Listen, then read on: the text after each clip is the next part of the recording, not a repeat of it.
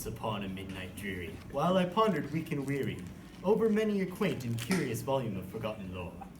While I nodded, nearly napping, suddenly there came a tapping, as some of one gently rapping at my chamber door. Time out. Rapping?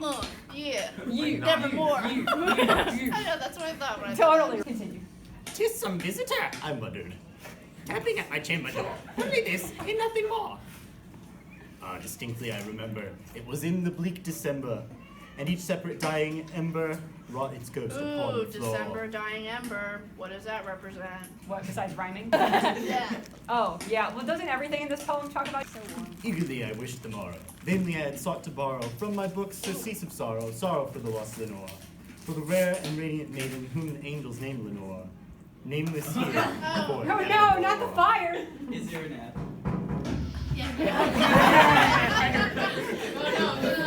It's gonna be a Home Depot ad for an actual fireplace.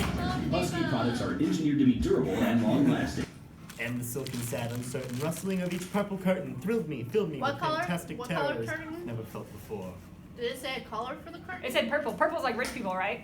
Yeah. So that now, to still the beating of my heart, I stood repeating, "'Tis some visitor entreating entrance at my chamber door. Some late visitor entreating entrance at my chamber door. This it is, and nothing more." Presently my soul grew stronger, hesitating, then no longer. "Sir," said I, "or madam, truly your forgiveness I implore. But the fact is, I was napping, and so gently you came rapping, and so faintly you came tapping at my chamber door, that I scarce was sure I heard you." Here I opened wide the door. Darkness there, and nothing more. Spooky. I read this like back in the day. So we're still like super freaking out thinking that somebody's He's like there. losing it. Yeah, He's like, okay. "Ooh." Okay, good. Deep into that darkness peering, long I stood there wondering, fearing, doubting, dreaming dreams no mortal ever dared to dream before. But the silence was unbroken, and the stillness gave no token, and the only word there spoken was the whispered word, "Lenore." This I Ooh, do you know whispered who in an Lenore echo. is? Did he say who Lenore was? Did I miss it? No. There's a lot of words in this poem. Edgar are hard. Allen Poe like dated a bunch of people who then died. Because he was. Echo murmured back the word, That's all. "Lenore." Merely this, and nothing more. Back into the chamber turning, all my soul within me burning. Soon again I heard a tapping somewhere louder than before. "Surely," said We're good. I'll pay "surely that attention. is something at my window lattice. Let me see, then, what they're at, and this mystery What the heck? explored. Let my heart be still a moment, and this mystery explore. 'Tis the wind, and nothing more." Let me think. Oh, wind. We got some wind going. Wind. The winds of what, Miss O'Connor? I don't know. Change. Oh. Go. Open here I flung the shutter, when with many a flirt and flutter, in there stepped a stately raven of the saintly days of yore. Not the least obeisance made he, not a minute stopped or stayed he, but with mine of lord or lady, perched above my chamber door. Perched upon a bust of Pallas just above my chamber door, perched and sat, and nothing more. Dean, it's a representation of wisdom. Oh yeah, because the little bird's on it. Yeah. It's like the Simpsons. Have you ever seen the Simpsons version of this? Totes. I was gonna eventually bring that up, but I didn't want to seem dumb. But isn't the statue of like Bart's head instead? I mean, that bird lands on top Or of our somebody's- head. We should yeah. totally have that playing in the background. Yeah. Instead of this. Then this ebony bird beguiling my sad fancy into smiling, by the grave and stern decorum of the countenance it wore. "Though my crest be shorn and shaken now," I said. "I'm sure no craven, ghastly grim and ancient raven, wandering from the nightly shore. Tell me what thy lordly name is on the night's Plutonian shore." Plutonian. Like the planet, right? Like the underworld. Right.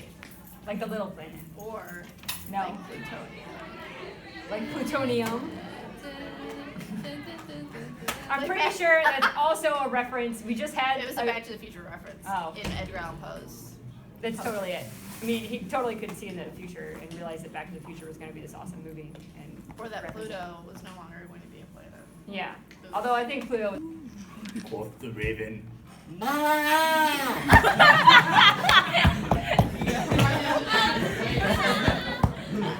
"Much I marveled this unhappy found, to hear discourse so plainly, though its answer little meaning, little relevancy bore. For we cannot help agreeing that no living human being ever yet was blessed with seeing bird above his chamber door, bird or beast upon the sculptured bust above his chamber door, with such a name as Nevermore." So. Got But the raven, sitting lonely on the placid bus, spoke only that one word, as if his soul in that one word he did outpour. Nothing farther than he uttered, not a feather than he fluttered. Fluttered. Till I scarcely more than muttered. Other friends have flown before. On the morrow he will leave me, as my hopes have flown before. Then the bird said, "Ah!" Startled at the stillness broken by a reply so aptly spoken. "Doubtless," said I, "what it utters is its only stock and store, caught from some unhappy master, run unmerciful disaster, followed fast and followed faster, till his songs one burden bore, till the dirges of his hope that melancholy burden bore. Oh, nevermore." I so thought he was about to eat that. No, we're gonna throw it into the fire. Whoa! But the raven stood beguiling all my fancy into smiling. Straight I wheeled a cushioned seat in front of bird and busting door. Then upon the velvet sinking, I betook myself to linking, fancy unto fancy, thinking what this ominous bird of yore, what this grim, ungainly, ghastly, gaunt, and ominous bird of yore meant in croaking. This I sat engaged in guessing, but no syllable expressing to the fowl whose fiery eyes now burned in my bosom's core. This and more I sat defining, with my head at ease reclining on the cushion's velvet lining, that lamp-like gloated o'er, but whose velvet violet lining with the damp light gloating o'er. He's got a velvet chair. That's repeated twice. That's He's in fancy. a velvet chair. That's fancy. Is that like characterizing him as somebody who's rich? I feel like that's meaning he's fancy. Because we had more fancy words earlier, right? What was the fanciness earlier? I forgot Oh, already. purple. Purple's Ooh, fancy yeah, too. because he's got a velvet chair. So we're purple imagining like a curtains. big rich dude Yeah. who like, made some poor choices in his life and is now certainly regretting it. Yeah. Or maybe it's like somebody who was in the mob and like he knows that somebody's coming after him, and so his paranoia has manifested into this bird. I don't know, did they have the mob back then? Maybe. Or I'm sure there was like, There were like people who there were like people who fixers. took care of things and yeah. They did the books. 1800s Did pop. I think he messed with somebody who did the books. Codes. Did the books. She shall press, nevermore. When, methought, the air grew denser, perfumed from an unseen censer, swung by seraphim, whose footfalls twinkled on the tufted floor. Seraphim, that's a reference to like heaven and stuff, like angels and such. What are you saying right now? It's like a song. It's from Sister Act. Thy God hath lent thee, by these angels he hath sent thee, respite, and nepenthe from thy memories of Lenore. Quaff this kind nepenthe, and forget this lost Lenore. Or you should quoth? Quaff, no quaff. Q-U-A-F-F. Quaff? Like quaffle? Professional. Did you know Quidditch? Warren Peterson. Did you know Quidditch? Warren Peterson. It's a combination of all of the balls in the game. It's like quaffle, snitch, and bludger. Quidditch. Ba ba ba ba! Whoa. Fun fact for you. Anyway, that's how we got from Quaff. quaff to there. Quoth Maybe the it's a Harry raven, Potter reference, the whole thing. This was Harry Potter before Harry Potter was Oh Harry my god, Potter. the bird's Right. Voldemort. Quoth the raven. Prophet, said I. King of evil, prophet still, bird or devil? Ah! Did he say bird or devil? Bird or devil? That's why they think it's Satan. No, I'm saying my kids think everyone's Satan. Like, not this poem, like, everything's Satan. Like, Fahrenheit Oh. 451. What's the fire? It's Satan. You're like, no. They haven't even read this, but I'm sure they would have said, like, stanza 1, the bird, Satan. Without even getting to the end. Yes. Satan, Satan, Satan. Bird or devil, Satan. rest I was my right. case. Uh-oh. Grammarly. Here's a plug for Grammarly's not worth it. Have you tried it? Yeah. Shall pay. It's not. Ah, yes. When the tempest sent or tempest toss thee here ashore, desolate yet all undaunted, on this desert land enchanted, on this home by horror haunted. Tell me truly, I implore, is there balm in Gilead? Tell me, I implore. Quoth the raven. So, like, at this point, is he just asking the raven random stuff? Because he thinks it's like the devil, and he's like, oh, you have all this knowledge of all these historical things. I'm just going to ask you nonsense. Is that what's going on? I mean, crazy people do and say crazy things, correct? True.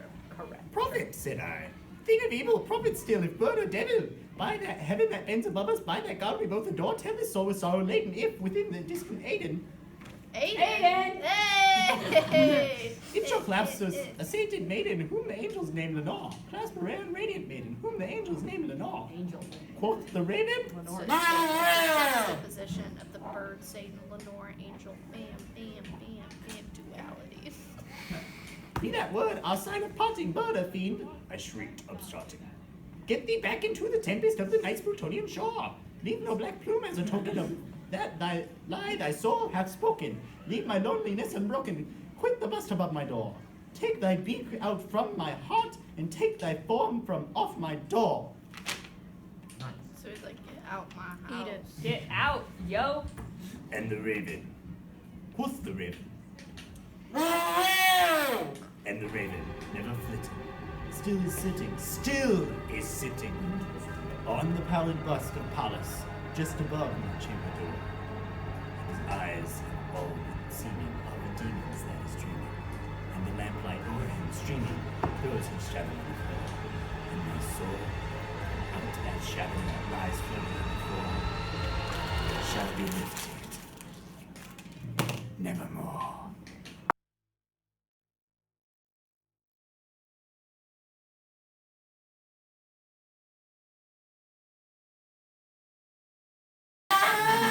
And there it And is. scene. Well, that was something. That was a high quality reading of the. That was something. I appreciate it. My vote course will never be the same. Yeah, I appreciate it. I think this was a good Halloween episode. I feel it's a spooky poem, but it's like an intellectual spooky. It is you know? intellectual spooky. So if you're not an intellectual, you'll probably just be like, what? There's a bunch of weird words. Yeah, I feel But- like it's a little less entertaining than Telltale Heart, but I don't think Edgar Allan Poe. Well, he wasn't to being entertaining because he like wrote for newspapers and wanted to be published and everything. So, Yeah. I mean, I don't know if people really resonated with this one if it was a hit. Right.